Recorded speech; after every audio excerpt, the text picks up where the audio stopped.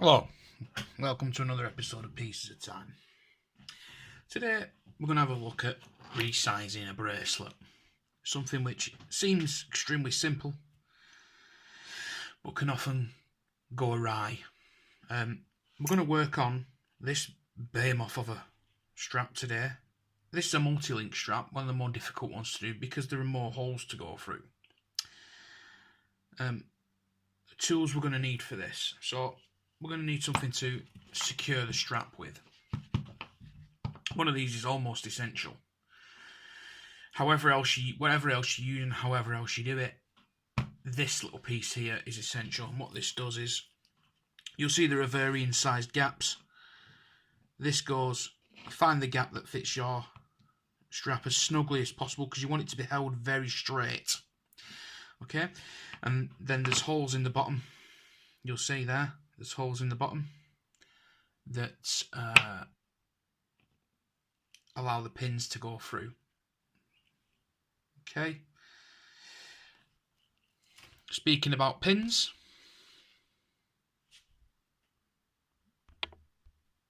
and get focused, and this stops shaking. The split pins, which hold your bracelet together at the ends, you'll have seen these. If you're watching this, you are probably trying to do it. You don't hammer that side, you don't remove from that side, you remove from the side that is full. Okay? That actually looks like a pin head.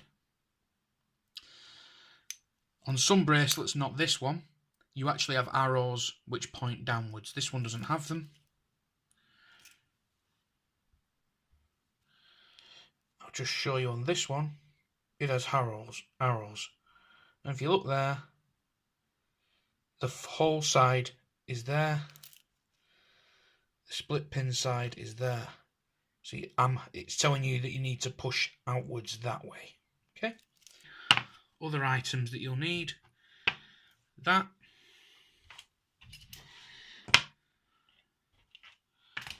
These are slightly different sizes, as you can see.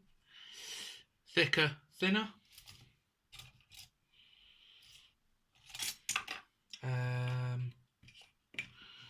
Another one there, which is actually slightly bent. I think that's even thicker again. You can't really tell on the camera. You might be able to actually. And then you need your hammer. Okay, this side is for, you can see it's slightly dinted there, it's for hammering these. This side is if you want to put the pin in, back in. You use that plastic side, okay? This doesn't damage the strap, it's plastic. The bracelet doesn't damage it, it's plastic. So those are the simple things you need. These can obviously be replaced for other items.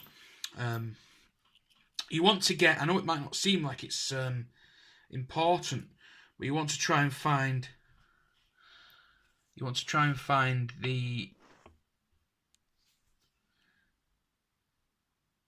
the diameter of pin that matches most closely with the diameter of your pin.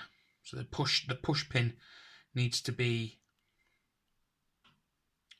the punch, I suppose you'd call that as a punch, wouldn't you? Needs to be as closely matched to the diameter of the hole, or indeed the pin. If you use one that's too thin, like this one, you see there's more movement. Doesn't matter so much in a solid link bracelet like this, but in a bracelet that was let me just adjust this light because it's flipping annoying me now. In a bracelet that is a pressed bracelet that's hollow inside, this would have a tendency to want to shift around, and then you would have a whole mare of a time. Okay, but for this particular job, we're going to do that. We're going to just move this out of the way because now we're going to look at the sizing. How do you size it? Right, well, you put the bracelet on. And this is a little bit of a guesswork, even for anyone. I mean, what you can do is get a tape measure, piece of string, put it around your wrist. If you know your wrist length to start with, your wrist width, the diameter of your wrist, you can do that. Me, it's very difficult, particularly I've picked a bad watch to do this with because it's a butterfly clasp. One of the types of clasps I really dislike is a butterfly clasp because there's no micro adjustment. What we're going to do, we're going to start by taking the end links, the clasp links out. Interestingly, it didn't come with this strap. Interestingly, it came with another type of strap, a leather strap, should I say. It didn't come with this bracelet. It came with a leather strap. So what we don't want is we don't want it kinked in any way. We need to find the correct size. That'll probably do that one, actually. And if you look there's holes at the end of some of these. So let's try and find that. We'll get the hole. We know the hole is at this cross section here. Okay. Okay, so now we're lined up. We're going to take this pin out. Is that the widest one I've got? It is the widest one I've got. Yeah. So we take the hammer, take the pin, and that's it. That's popped open just like that. Okay, we don't remove this from the actual clasp. Okay, this stays on the clasp. We can remove it, but we don't remove that. That stays on.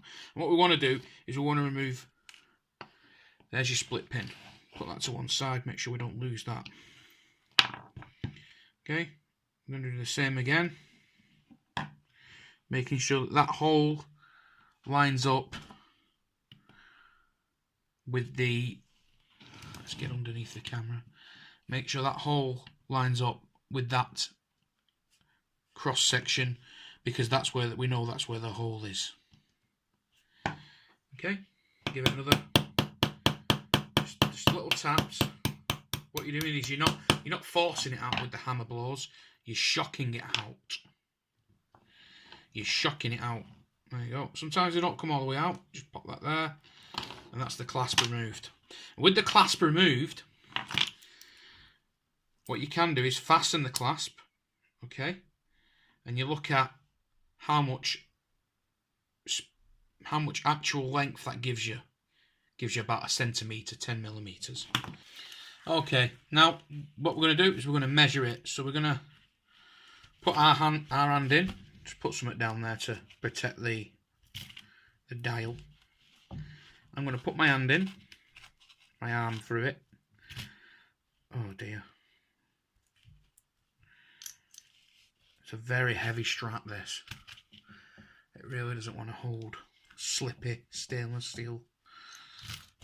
Okay. We'll do it like this. Okay, there we go. So I'm gonna sort of weigh up what I need to take off.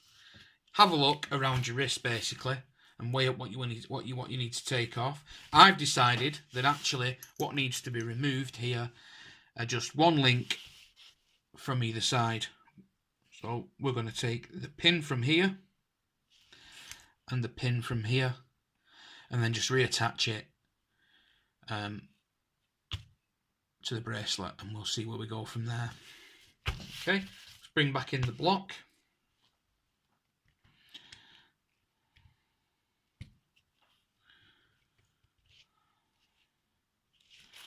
I think that one might be better actually, just on that side.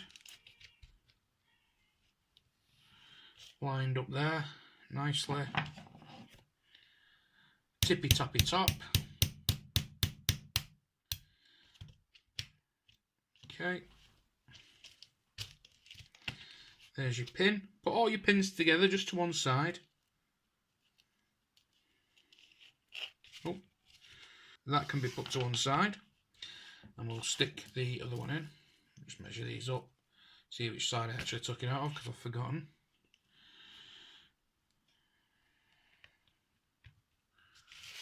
Okay, will it fit in there? Is that too tight? Which one did I use? That one. That one's slightly looser. Make sure that hole lines up with the holes are all drilled within the lines, so make sure that lines up. Locate it in there. That one just looks like it actually. No. Locate it in there very gently. And the reason I do very small taps is if you start wailing on it, boom, boom, boom, boom, it might jump out and scratch your nice polished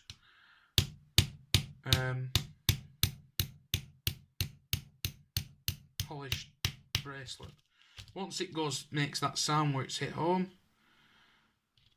Oops, I've lost the pin. This is a very cheap set I've got here.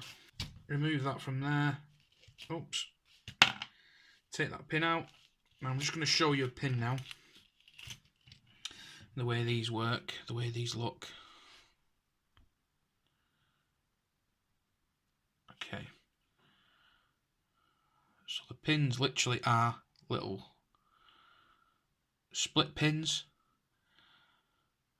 Okay, and the way these work is as you squeeze that in, the pin wants to separate and it holds itself in. At the very end, you see there's a like slightly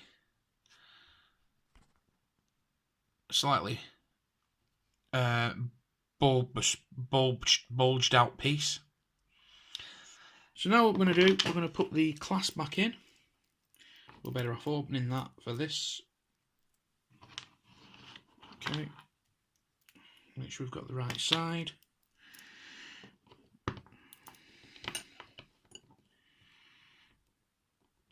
Again, this needs to be now lined up very well. So we need to pick a nice, tight area.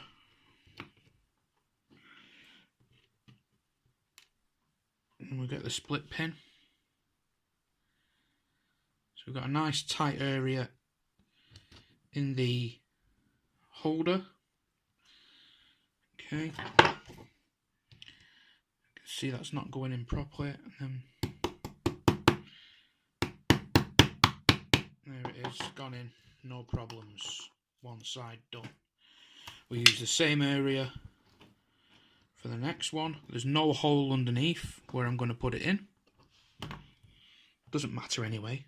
But and then we're going to wrap around the.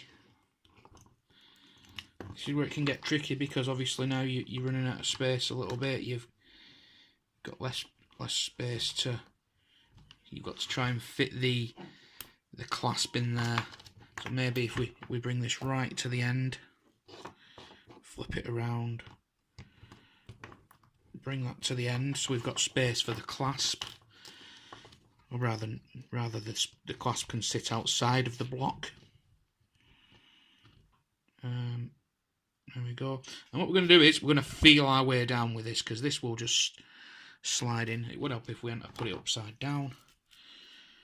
Turn that around, move that out of the way.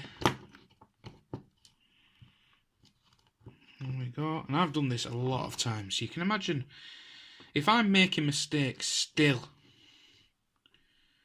There we go. So we get the split pin, which is split side up, and it goes into the hole. And then what we're going to do is we're just going to feel our way down. Don't start getting the hammer and smashing it down. We're going to feel our way down. There we go. And we know that's almost home now because it's. There we go. That's done. And there it is. Fitment. Will it be fitting? Will it fit me? Oh. And there it is. So that is how to remove a couple of links from your bracelet. Dead easy. Providing you've got the right tools. It is one of those situations where if you haven't got the right tools, you are going to struggle. Okay. I remember using pins and all sorts, trying to get things, but these tools that I've used, they just do the job properly. You haven't got a scratched up bracelet, you know, you've got a nice polished bracelet here. The last thing you want to be doing is scratching those links at the ends. You know, tiny little marks, sure, that's going to happen anyway in everyday use. but that looks so much better. There's a review of this watch coming up soon. This is a Corsair chronograph. It's inspired by another watch. I can't remember what it is now, but I'm going to do a whole video of the differences and all kinds of things. So stay in touch for that. Don't forget to comment, rate, subscribe. Give me the thumbs up, if you will. And I'll see you again soon. Please do come again.